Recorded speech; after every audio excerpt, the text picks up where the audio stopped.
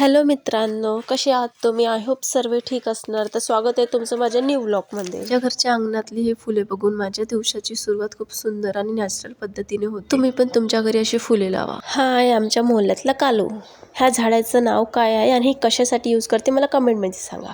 तर सर्वात अगोदर पाणी आणि दूध गरम करायला ठेवून दिले, कारण सकाळी सर्वात अगोदर गरम पाणी करून पिणे शरीरासाठी खूप आवश्यक असते. आज काजू बदाम सोबत कॉफी पिण्याची इच्छा झाली. कॉफी पिल्यानंतर लागली मग मी माझ्या कामाला. सर्वात अगोदर मला करावं लागते सर्व ब्लँकेटची घडी.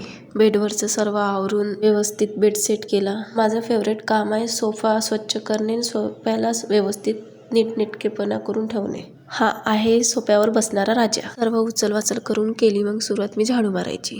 मला एक प्रश्न पडला, माझ्यासारखे तुम्ही पण घरकाम करताना म्युझिक ऐकता की शांततेने काम करता? कमेंटमध्ये लिहा. मग लावते मी पोछा.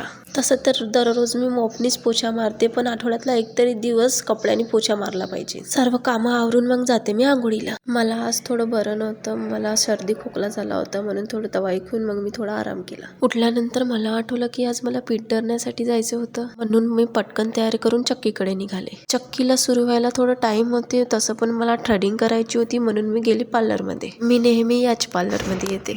पार्लरमध्ये आली तर पण मला खूप वेळ लागत होता, कारण माझी थ्रेडिंग इतकी वाढली होती की खूपच त्रास होत होता. फायनली माझी थ्रेडिंग पूर्ण झाली. रस्त्यात भेटले मग माझे फेवरेट पकोडे.